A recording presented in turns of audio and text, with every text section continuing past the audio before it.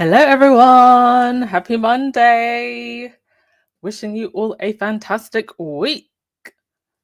Let's get into it, shall we? Hey, Karen. Hey, Church Nelly. Hey, Shirley. Rodney Jackson. Good morning.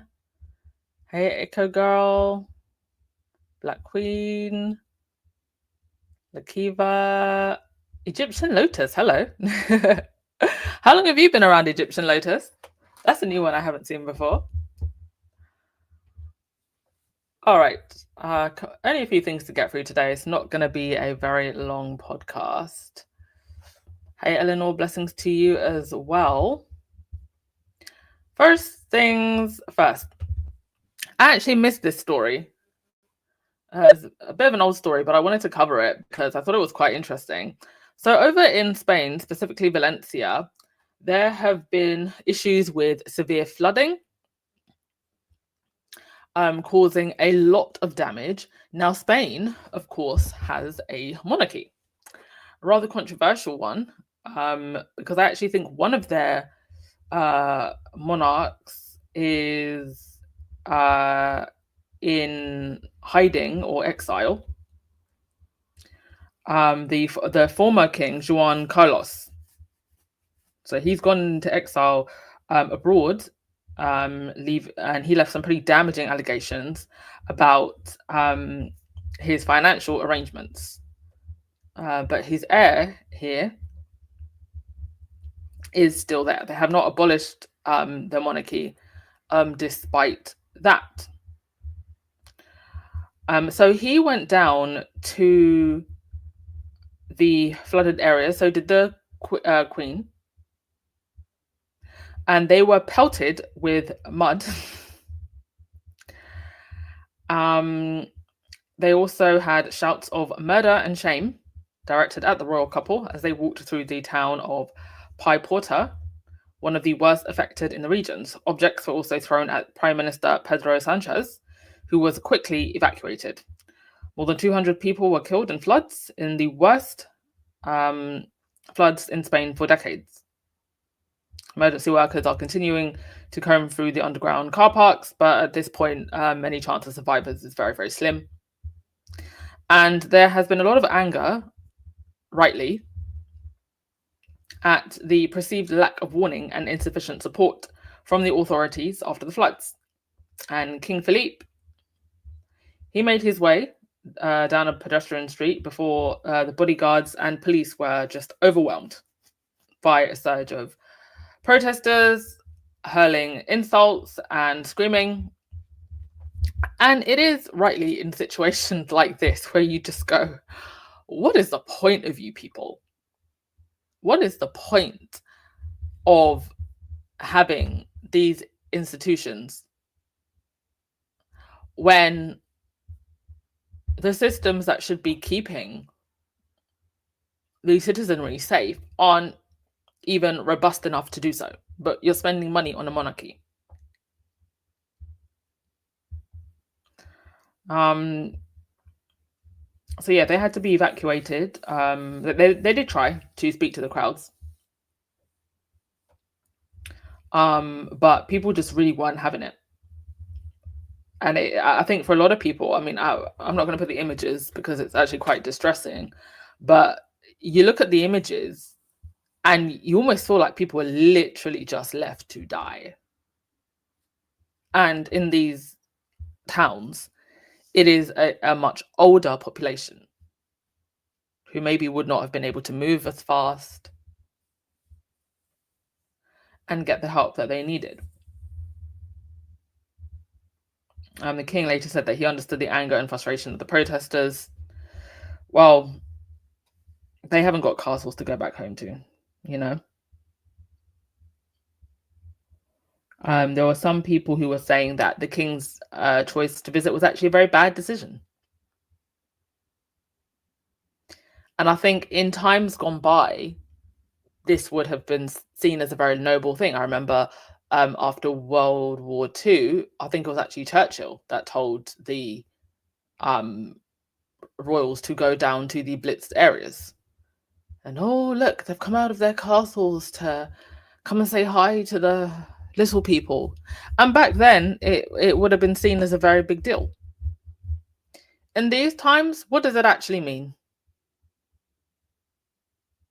You're a king by title and by constitution that is still active, but you're just a person when you take all of that away. You're just a person. What people need is resources to help them rebuild their lives. You can't even, set up a soup kitchen. At least set up a soup kitchen. Something to feed people where they're trying to pull people out of the rubble. At least, I don't know, bring blankets, bring something. Bringing your presence, that's not going to cut it anymore. We want solutions and impact. We don't want you. If you're not coming with solutions and impact, donations, resources, don't come. This is just how it's going to be now. Because personally, I would just find this insulting. Anyway, the Spanish authorities have ordered more guards, more troops, people to the area, and the cleanup is underway. But I thought it was quite interesting.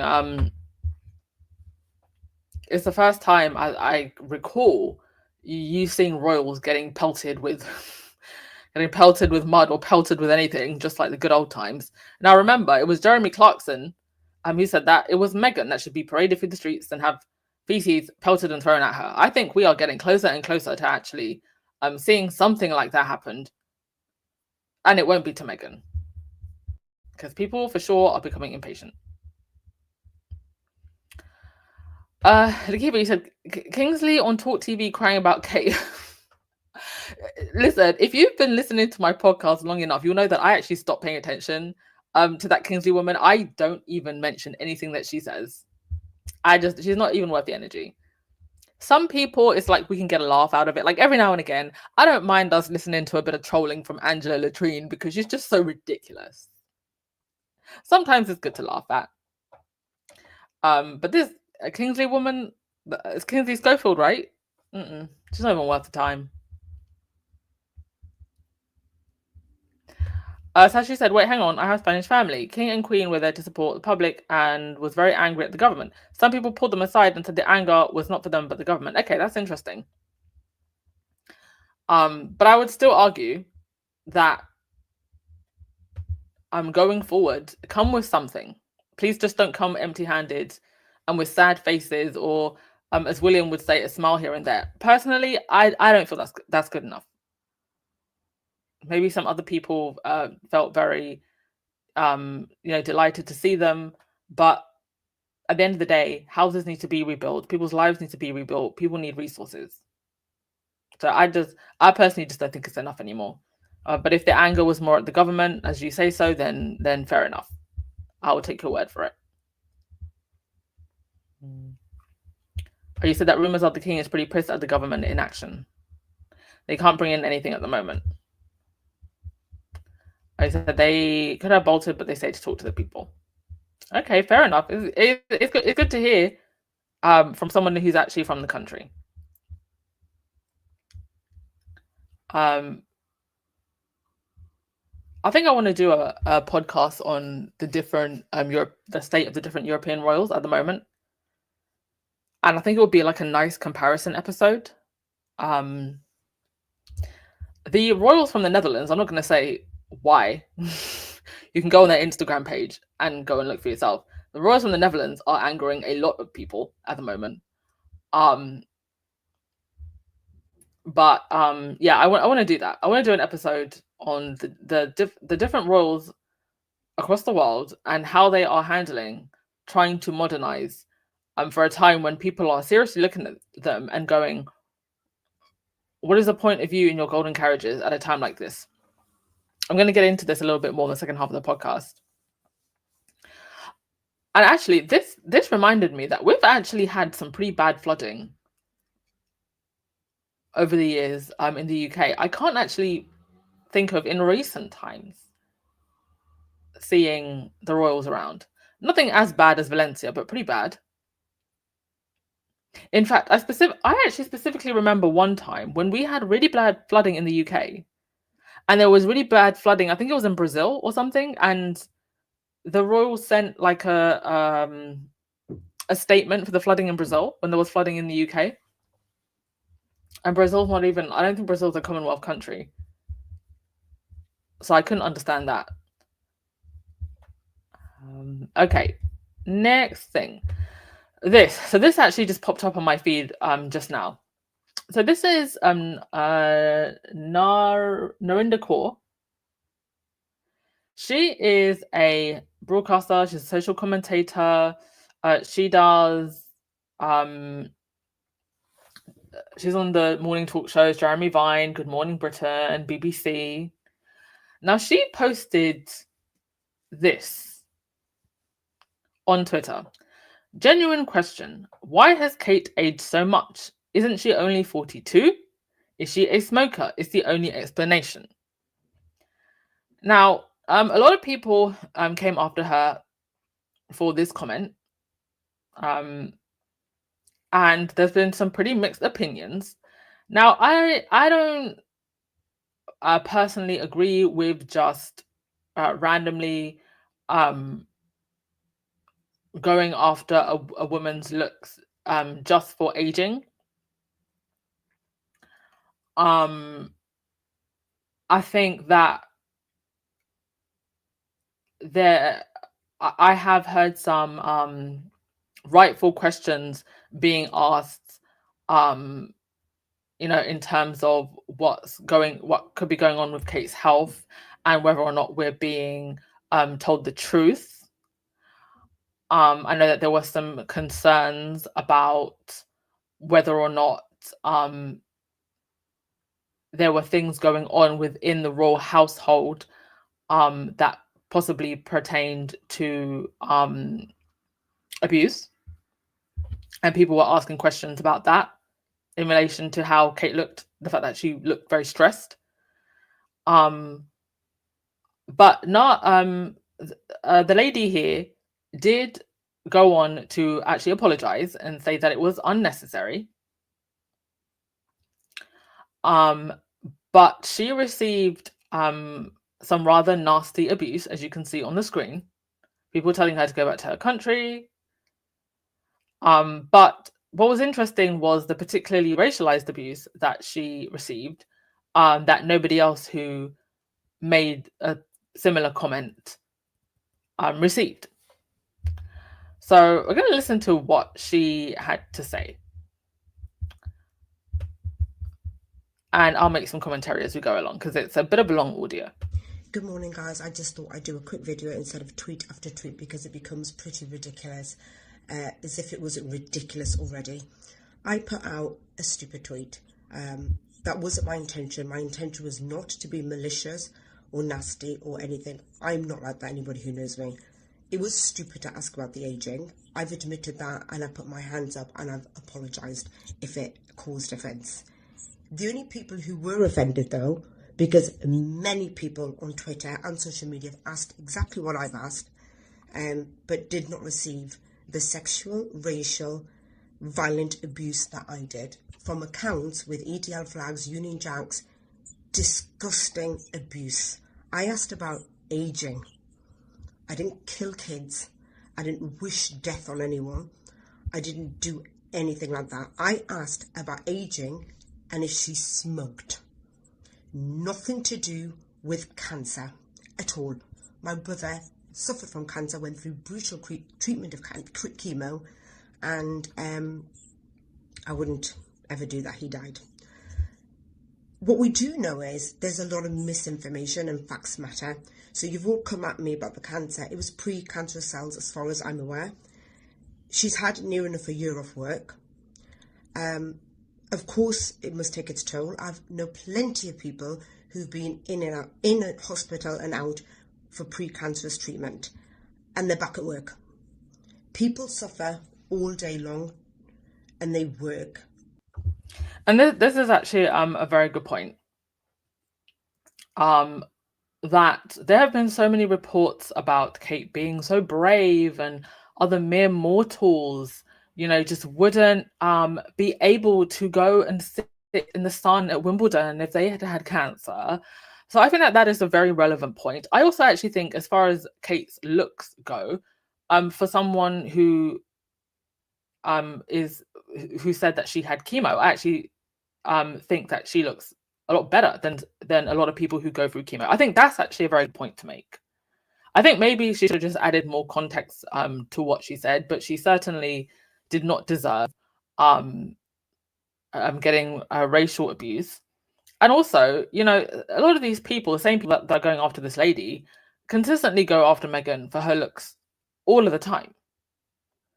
So you don't have energy for people who go after Meghan's looks, but you have energy for this lady who actually apologized. It's not like people who go after Meghan's looks ever apologize. They are purposely mean. I don't think this woman was trying to be purposely mean at all. And they have to work. My own brother worked up until weeks before he died. So Kate does have a lot of privilege there. I'm not excusing my tweet. But what I'm saying is, you all are mad at me. But you're not mad at the fact her husband and her father-in-law profit from cancer charities. That is a good point. And this is one of the things that came out from the Dispatches documentary, that they are indeed profiting from not just cancer charities who rent out some of the commercial estates that the duchy owns, but also end-of-life care charities as well. I haven't heard outrage from these people about that. In fact, they're pretty silent about it. That they don't pay tax due, that they profit from the army and from charities, cancer charities. You're not mad about that, but you're mad at me. And I tell you something else that was very telling, that a lot of the comments were all about, well, Meghan Markle, what's Meghan got to do with it? You know what you did? You exposed your narrative.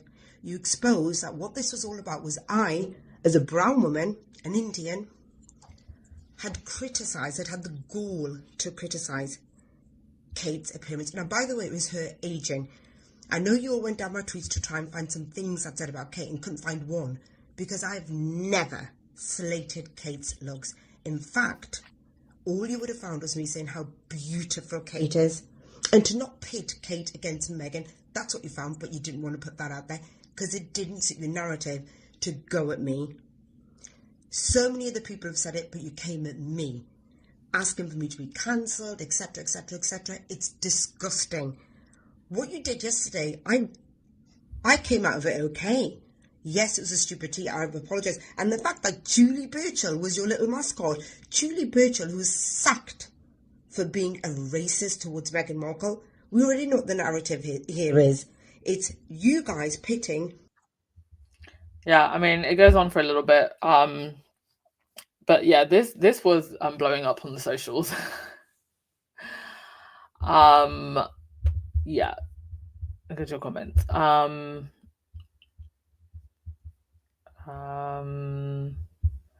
Nikibi, you said, this is what I don't understand. No one is saying nothing about William and Charles. Well, aside from on social media, most of the big news outlets are not talking about it. By the way, I checked, and thank you to Carol, who actually tweeted this. Dispatches documentary is on YouTube, so you can watch it. If you're over, out of the UK, you can actually watch it.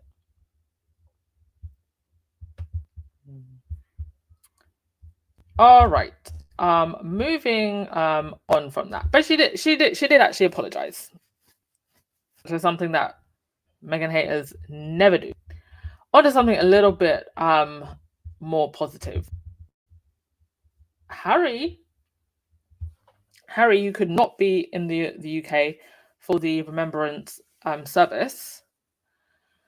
He did send over some sweet little packets to the Scottish Little Helpers. I keep on saying Scottish Little Helpers. Scottish Little Soldiers organization that he has supported for a very, very long time. This is something that is really, really close to Harry's heart. He did meet with them the last time he was here in the UK and continues to support them. And of course, this all ties into the work of Invictus and helping servicemen and women and their families, especially those who have lost servicemen and women during conflict. And it's quite interesting to see the royals show up year after year after year for the big ceremony at the centre path, but be absolutely silent about Invictus. Silent. Despite all the amazing work that Invictus does, impactful work that Invictus does all over the world now, and expanding. I think, didn't Brazil just join? I believe we have a new country in the Invictus family. I didn't even mention this. Hello to Brazil. The other royals have not mentioned Invictus at all. They choose to be spiteful. Okay. That was very sweet of Harry. Yeah, I think that's all I wanted to mention for today. Like I said, it wasn't going to be a very, very long podcast, but I think I want to end with, and perhaps you all can let me know in the comment section about where the royals go next. Because I think that the Dispatches documentary is a turning point, and they really need to think about what they do going forward that is going to put them in good graces. And I don't actually know that there is anything that they can do, because everything that they do now just comes across as disingenuous and ridiculous. You've got Charles opening food banks, and that's what they're called. They're called food banks, not food distribution centers, dear Sky News. That's what they're referring to it as, food distribution centers. They are food banks. You've got Charles opening food banks to give the peasants some beans. What does that mean in the face of a wider cost of living crisis, where our wages aren't matching up to what we have to pay just to live, where rents are skyrocketing, where the cost of travel is skyrocketing, where the cost of goods is skyrocketing? Another thing, how do the royals stay relevant at a time when the world is bleeding, literally? Because a huge part of being royal, in fact, that the primary part of being royal is being seen and being in the public consciousness. Right now, there are far more important things, I think we can all agree, than the royals, as far as what it is that we are all angry and concerned about. Even the things that we have to be happy about and grateful for. Those are far more important. So how does this institution that is literally just built on this idea of, here I am, I exist, I look shiny in my crowns and my gold carriages, come and see as the king goes past in his golden carriage. How do you keep people engaged with that in the times that we're living now? We saw at the remembrance service, they showed up and there was no one outside. I mean, they had all those metal barricades. Let me show the video for those of you that didn't see it in yesterday's podcast.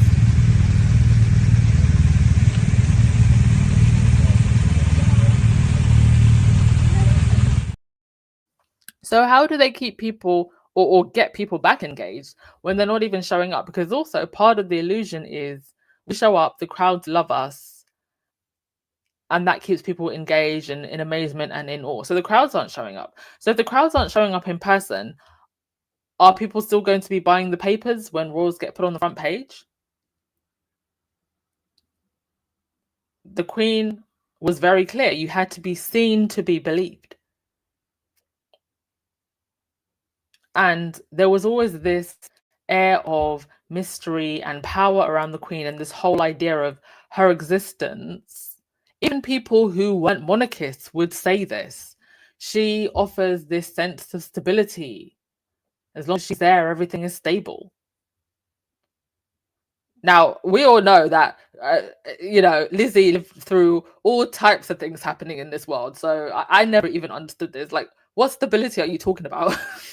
Because for the last 30 something years I've been alive and turning on the news, I've seen this war, that war, this financial crisis, that financial crisis. So I don't know what anybody was ever talking about, saying that, everything's going to be steady and stable as long as Lizzie is alive.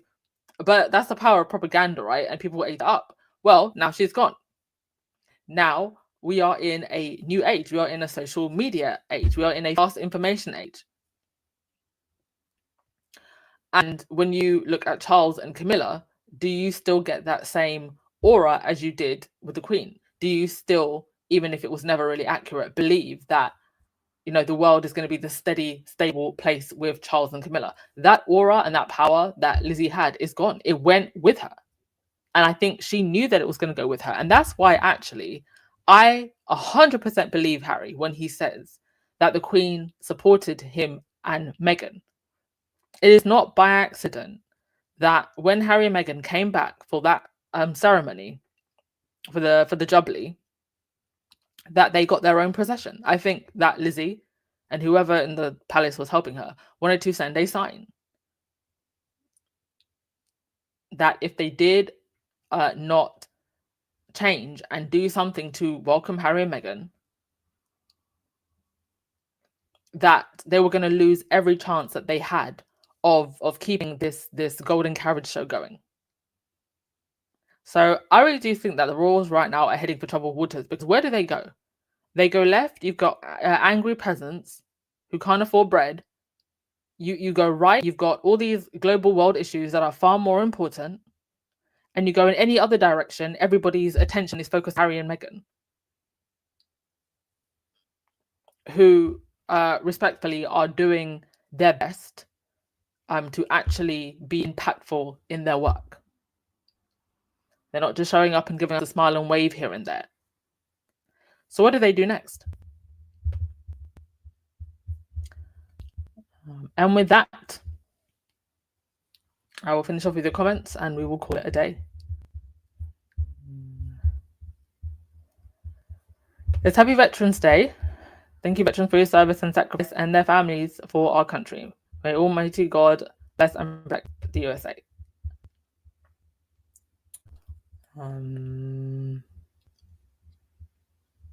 Who did she say? Kate is sowing what she reaps. Nobody is supposed to say anything about her.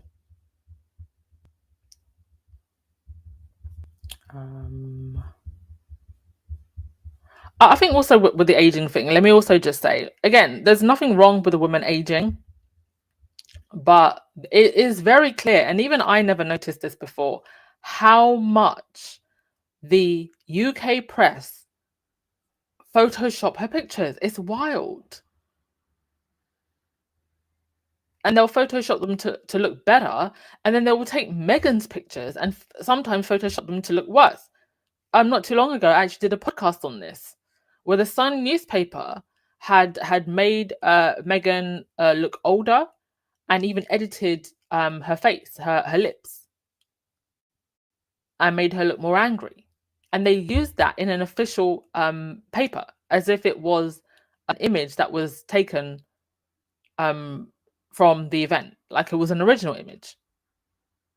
That was not the original image, but they printed it in a paper, and out of all of the hundreds of images where Meghan was clearly smiling that day, they chose that one and then manipulated it. Like, that's the real problem here. I couldn't care less about whether or not Kate is actually aging. It's the way in which they manipulate images. In a time of misinformation, that's not a good precedent to set. Yeah, Wendy, it's okay to hate on Meghan, but goodness forbid anybody has anything negative to say about Kate.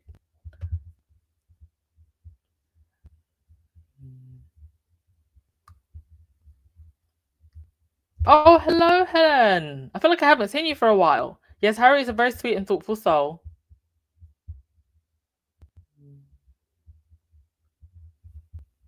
Evie said the royals need to apologise to Harry and Meghan. Stop stealing from the UK people.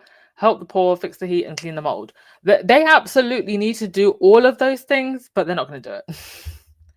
You should be grateful that they're just there and giving you a smile and a wave. I'm sorry we can only come and give words and comfort, but we are thinking about you the whole time and we really care about what's going on. So sometimes it's just more than financial. Well, if we can give you the odd smile here and there, that's important. So, you know.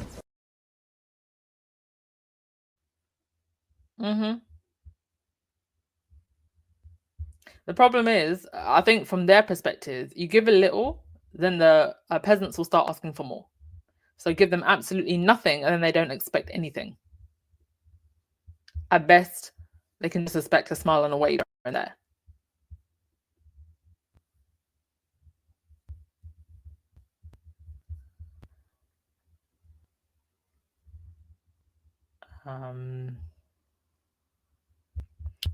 Donna, you said it's normal to wonder about aging thing when almost all her photos are edited to make her look perfect. Yeah, and that's actually the problem. The problem is not the fact that she's aging; it's the fact that they consistently Photoshop the images.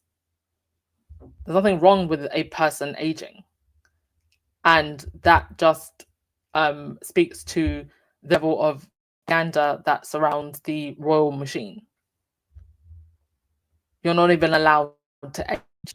You consistently create this image, or at least the women aren't allowed to age. Oh, the men can age, just not the ladies. But it's interesting that they don't even Photoshop Camilla. So is it one particular photographer that's doing this? Is it the Chris Jackson guy that's doing this? Because even Camilla doesn't get Photoshopped. Gonna have to do a bit of deep diving here. Anywho, I'm gonna end things there. Have a lovely day, everyone, and I will see you tomorrow. Ciao.